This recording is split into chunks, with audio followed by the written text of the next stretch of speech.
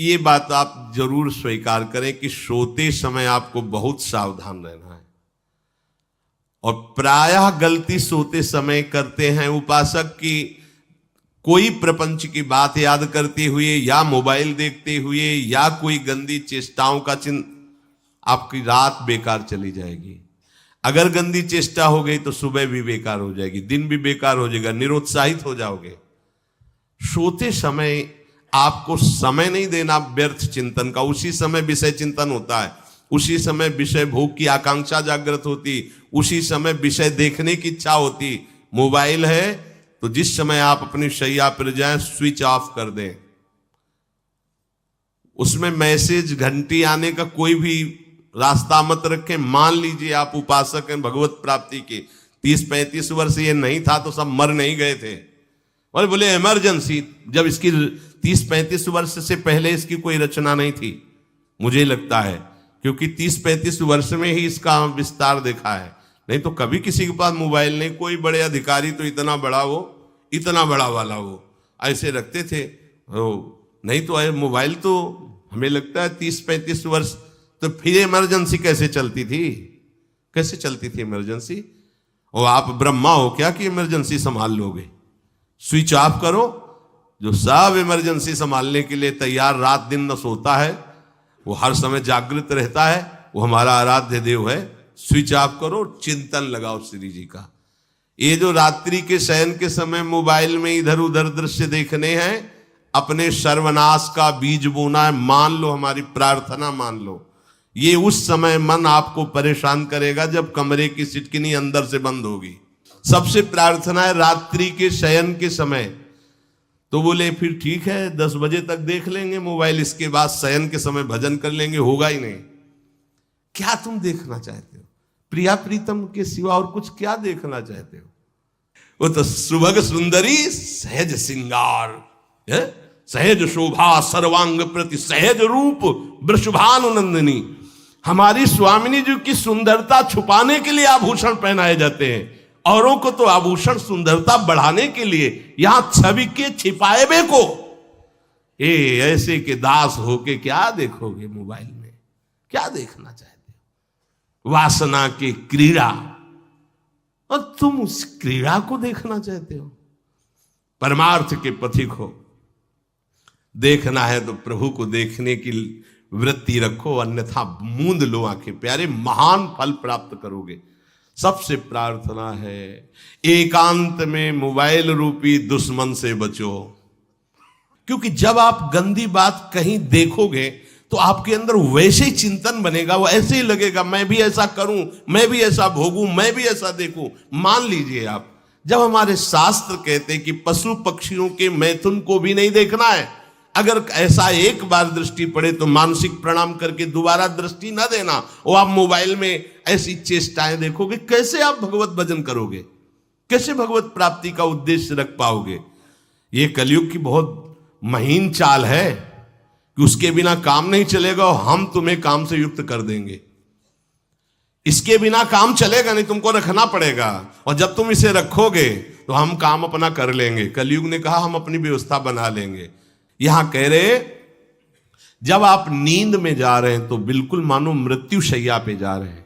आपको उस समय नाम जप में बहुत ध्यान देना है, कहीं मन बहक ना जाए। तो क्या होगा, 5-6 घंटे जो आप लेटोगे ना, वो भी भजन हो जाएगा।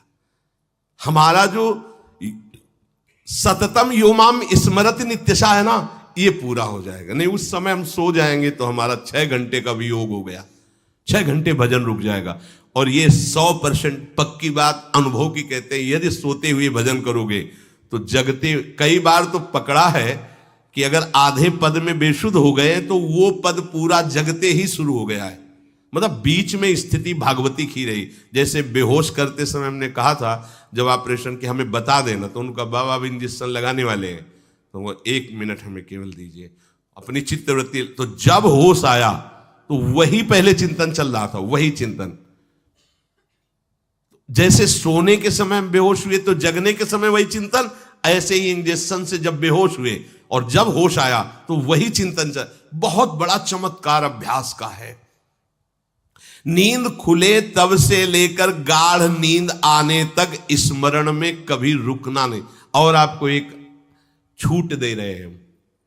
कभी कभी क्या होता है कि एक मंत्र में, एक नाम में जैसे बहुत देर अभ्यास करते हैं तो मन उबने लगता है। इसका स्वभाव है, ये अनुभव की बातें कहते हैं। इसका स्वभाव है नवम नवम, नहीं तो ये मतलब, तो इसको हम लोगों ने कैसे फंसाया है। जैसे गुरु मंत्र जप रहे, अब 2-3 घंटे लगातार गुरु मंत्र जप, अब इसको उबन बढ़ी, अब ये छोड़ रहा है, बीच बीच में पता चलता है छोड़ना चाहता है, छोड़ रहा है, तुरंत इसको नाम में फंसाया। अब थोड़ी देर नाम में चला, फिर उब रहा है, बहुत विचित्र है ये। अब उसको फंसा दिया। उस पीछे की बात अभ्यास के समय, नमामि शमीशान निर्वाण रूपम विभुम व्यापकम ब्रह्मवेद स्वरूपम।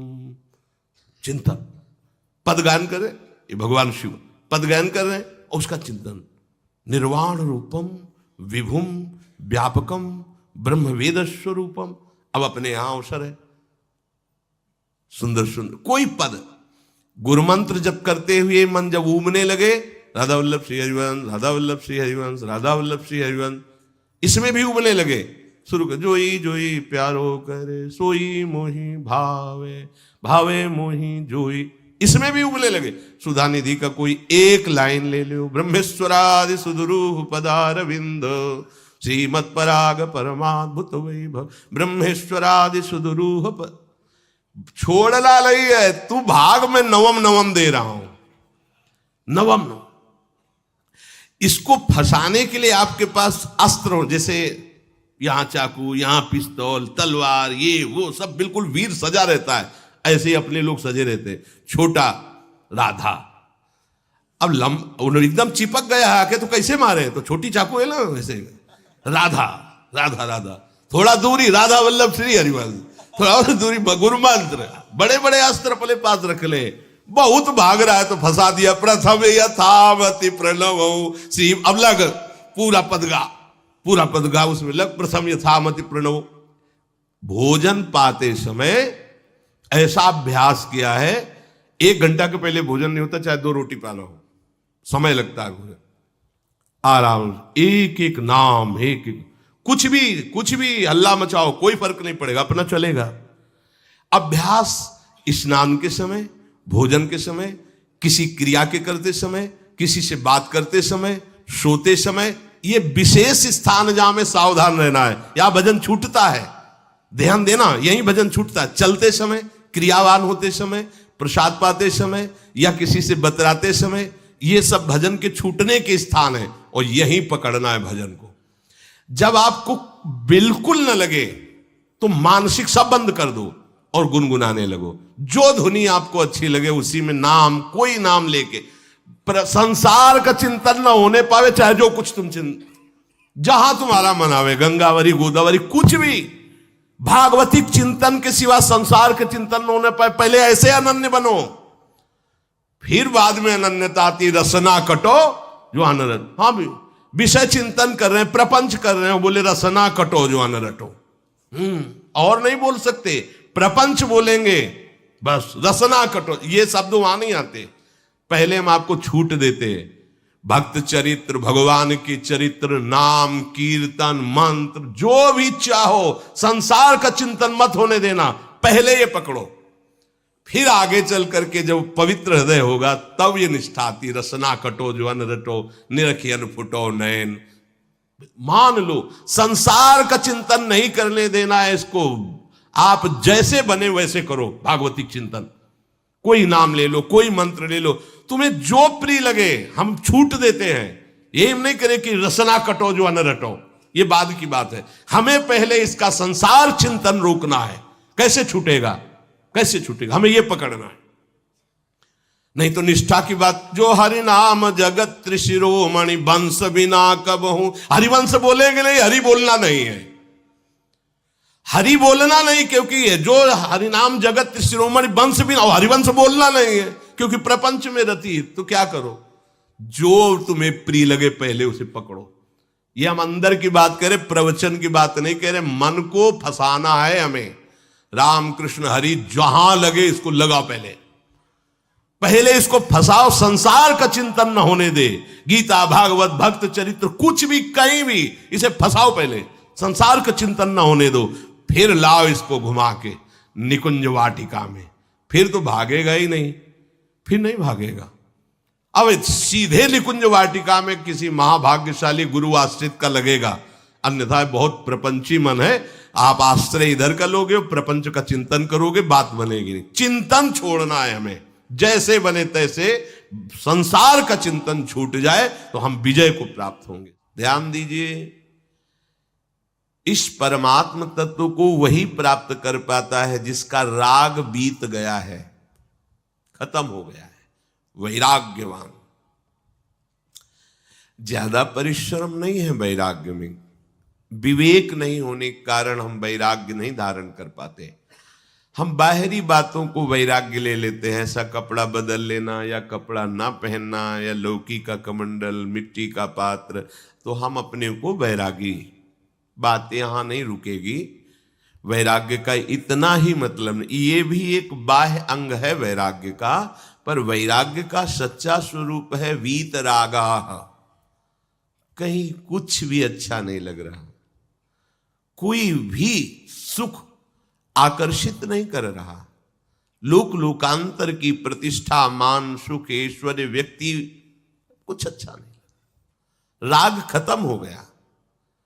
ऐसा उस अक्षर ब्रह्म को, अविनाशी तत्व को जान पाता है।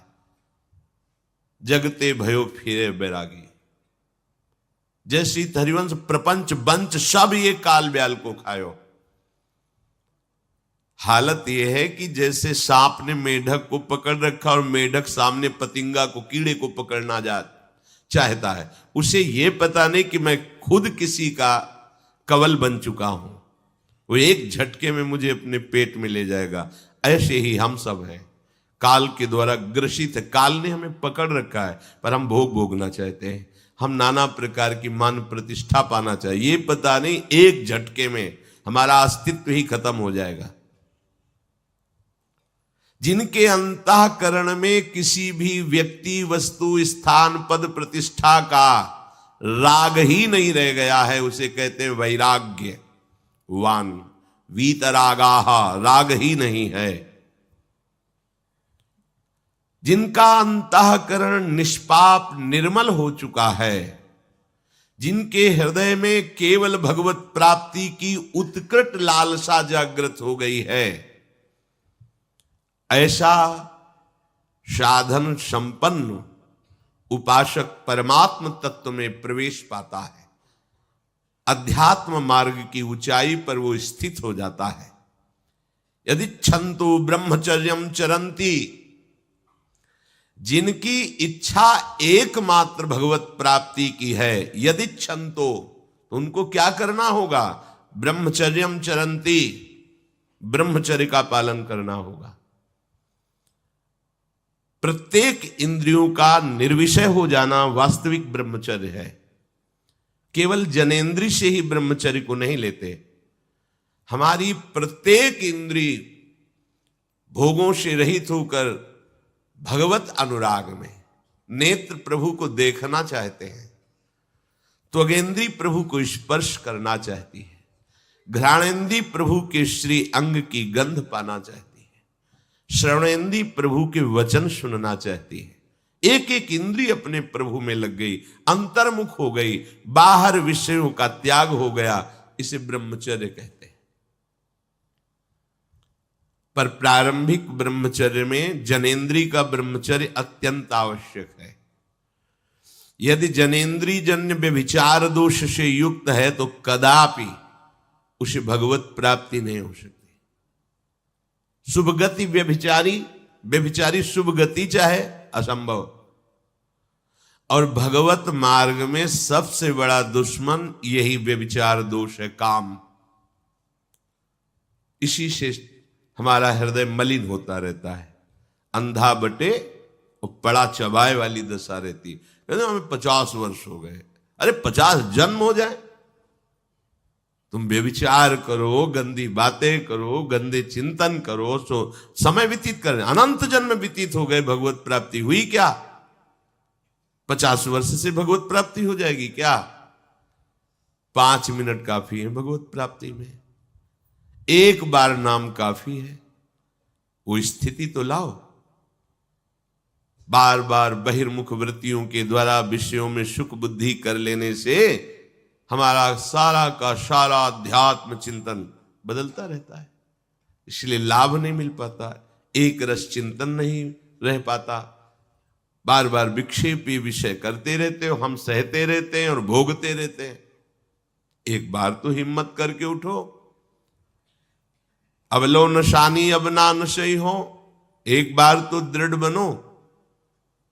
बस मन के अनुकूल चलने की बात को तुम्हें रोकना होगा, तभी तुम्हारे अंदर यदि क्षण तो ऐसी इच्छा जागृत होगी। पक्का पक्का ऐसा ही है, जब हम किसी विषय के वेग को सहते हैं, विषय नहीं भोगते हैं, तो मन बहुत जलाता है। उस जलन में फिर एक ही बात होती है, बस भगवत प्राप्ति हो जाए, झंझट खत्म हो जाए। कब तक हम इसमें चलेंगे? एक बार भगवत, वो जलन हमको भगवत प्राप्ति की इच्छा प्रकट करती है। अपने लोग क्या करते हैं, जलन को मिटाने की कोशिश करने लगते हैं, तो भगवत प्राप्ति की इच्छा क्या, भोग प्राप्ति की तृष्णा जागृत हो जाती है। भोगे हुए भोगों को बार बार भोगने की इच्छा का नाम तृष्णा है।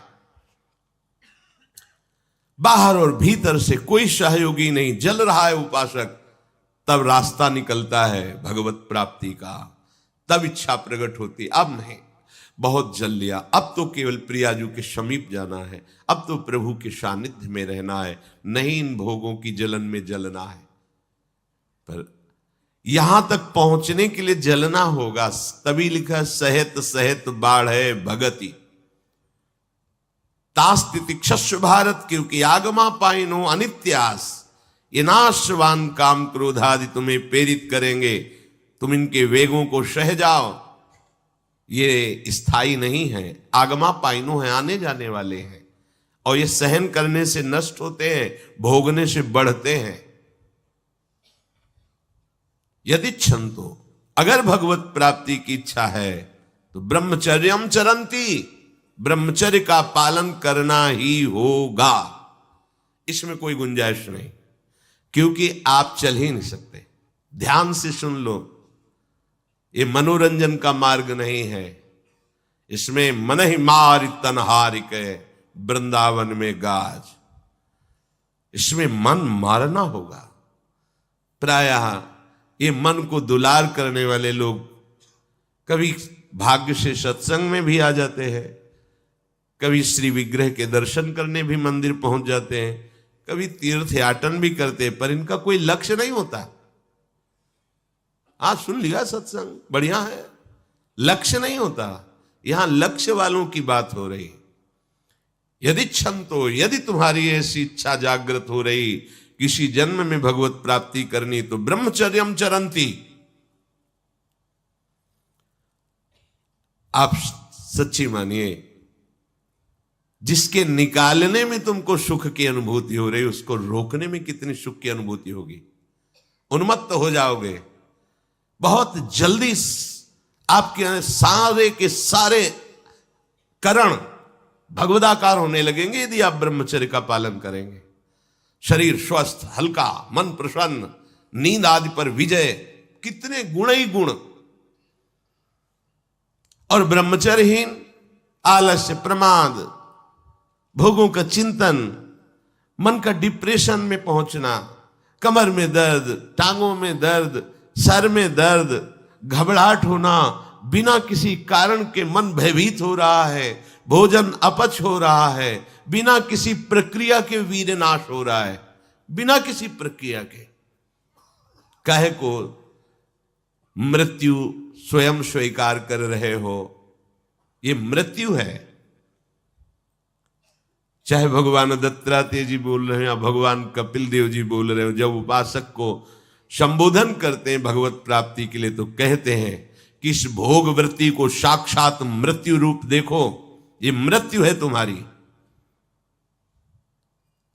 जब शरीर राग त्यागना है तो तुम शरीर से भोग भोगोगे तो आसक्ति शरीर की पुष्ट होगी, आसक्ति भोग सुख की पुष्ट होगी, है नहीं। कितने दिन शरीर रहेगा, कितने दिन भोग रहेंगे। विचारवान बनो, ब्रह्मचर्यम चरंती, ब्रह्मचर्य का पालन करो। उपासक जो ब्रह्मचारी होता है उसका खिला हुआ चेहरा रहता है, जैसे कमल खिला हुआ, बिना किसी कारण के उसकी मुख मुद्रा में प्रसन्नता होती है। जो ब्रह्मचर्यहीन होता है बुझा हुआ चेहरा होता है, तेजहीन, बिना किसी कारण के वो शोकग्रस्त लगता है। बैठा है, आपको लग रहा है शांत है, लेकिन आप चेहरे को देखो, वो एक शोकग्रस्त है, कुम्हलाया हुआ चेहरा, अशांत चेहरा। मुख प्रसन्न, तन तेज विराजा, यह है ब्रह्मचर्यम चरंती, भगवत आराधन संपन्न उपासक का। जैसे आग में पैर रखते हुए कोई चले तो कैसे चलेगा, ऐसे ही ब्रह्मचारी की पहचान है। इतनी स्फूर्ति उसके अंदर होती, जैसे आग में चलने वाला पूरा पैर नहीं रख पाएगा, अगला कदम रख देगा क्योंकि ताप लग रहा है, ऐसे उसकी स्फूर्ति होती पैरों में। उसकी आंखें एकाग्र रहती है, चंचलता इधर उधर या बार बार झपकना, यह विषयी पुरुष का लक्षण है। बार बार पलक झपकना, यह विषयी पुरुष का लक्षण। इधर उधर ताक झांक, चंचलता, ऐसा बैठे तिनका तोड़ रहा है, पैर हिला, यह सब विषयी पुरुष के लक्षण है। यह तो बिल्कुल साधारण स्पष्ट दिखाई देता है आदमी विषयी है या ब्रह्मचारी, एक सेकंड में लक्षण होते हैं। आपको जब भगवत मार्ग का अवसर मिला है तो गृहस्थ हो, संतान हो गई, ब्रह्मचर्य से रहो। नहीं चाहिए संतान तो भ्रूण हत्या, गर्भ हत्या जैसे महापाप करने की क्या जरूरत है। उसी वीर से संतान उत्पन्न होती है जिसको आप नष्ट कर रहे हो, जिसको आप ऐसे पानी में बहा रहे हो, व्यर्थ फेंक रहे हो, तो उसको भ्रूण हत्या का पाप लग रहा है, तो तुमको पुण्य लग रहा है, वीरपात कर रहे हो तुम्हें भी वही हत्या लग रही है, क्योंकि उसमें वही जीवात्मा है जो मां के गर्भ में जाके बालक रूप धारण कर लेती है, उसको तुम नष्ट कर रहे हो। पर बुद्धि भ्रष्ट हो गई है, समझ में नहीं आता, व्यर्थ में वीरपात करते हो, व्यर्थ में। तुम्हारा भजन बनेगा, तुम अध्यात्म के योगी बनोगे, मजाक है अध्यात्म का मार्ग। होश में हो जाओ, ये मन के दुलार को बंद करो। जब तक इच्छा ही नहीं भगवत प्राप्ति की, तो फिर तुम कैसे भगवत प्राप्ति कर पाओगे। भगवत प्राप्ति की इच्छा कैसे होगी जब तुम्हारी इस तरह से निंदनीय वृत्तियां हैं।